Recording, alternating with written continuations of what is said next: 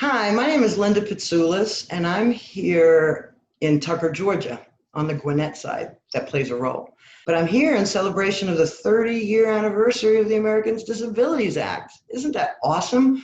We've come a real long way, and yet we have a long way to go. I am here today to speak to you about how I was discriminated against by the Gwinnett County Department of Family and Children's Services. I wanted to become a foster parent because I had fallen in love with a couple of little guys that were in a group home for medically fragile children.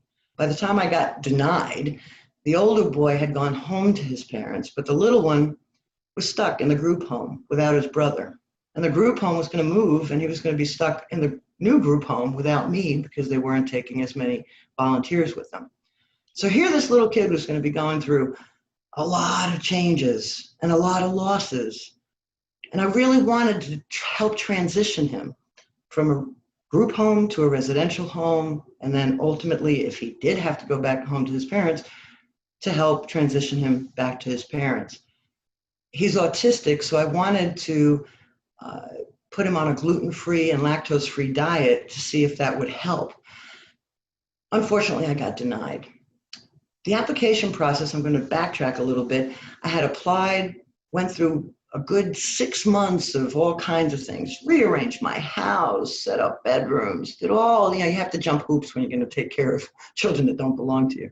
So I jumped all those hoops. And the home study was just taking way too long, and we were waiting for the approval. And there were little follow-up questions here, there, and yon. It was going into 8 months.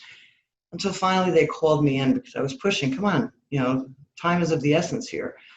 So I went in to the office, and in my heart, I knew I was going to be denied, but I was like praying that that wouldn't be the case.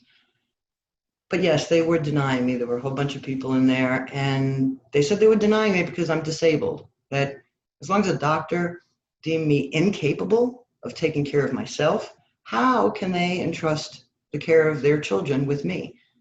Well, that wasn't really a accurate definition of what it is to be disabled.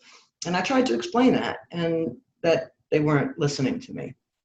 I really, really pleaded with them on the grounds of why I wanted to at least foster this kid, just approve me for 1 year. He's probably going to go home to his parents anyway. They wouldn't have it. And I was like, well, what about fostering like a team? And like, well, no, because the team might go out at night and come home and all excited and want to talk to you, and you're going to be too tired. I'm like, what are you talking about? They were interpreting or like they didn't understand. Oh, I didn't tell you. My diagnosis was chronic fatigue syndrome and fibromyalgia. And they were interpreting that as like narcolepsy or something. It wasn't like I was just passing out in like the middle of a sentence or anything, I mean, I was taking naps during the day, and that was a way for me to conserve my energy. And that was an issue for them too.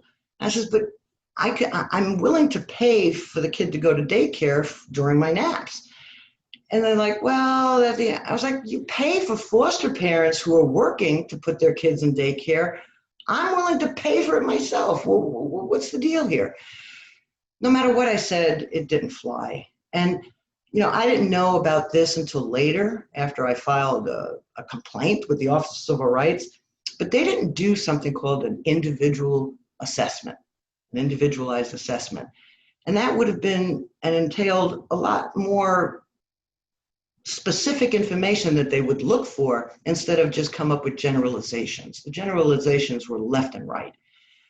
So that is one of the things that has changed as a result of my case. And it was a long time ago. So now there are all kinds of things as a result of my case in place for not only the Department of Family and Children's Services in Georgia, but in other states as well. So I really want to encourage you, as a person with a disability, don't give up your dream of being a parent. You can do it. And the process I went through really paved the way for it to happen for you a lot sooner. And chances are without any snags. If you do have snags, the Office of Civil Rights will stand behind you. They've got your back. So I really want to encourage people with disabilities to really pursue that dream. If you want to be a foster parent, I did become a foster parent with a private agency. I really encourage everybody. There's like 400,000 children in foster care. They need people. They need people with compassionate hearts. And that's what we, people with disabilities, have, because we know what it's like to go through difficult and challenging times. And that's what the world really needs right now.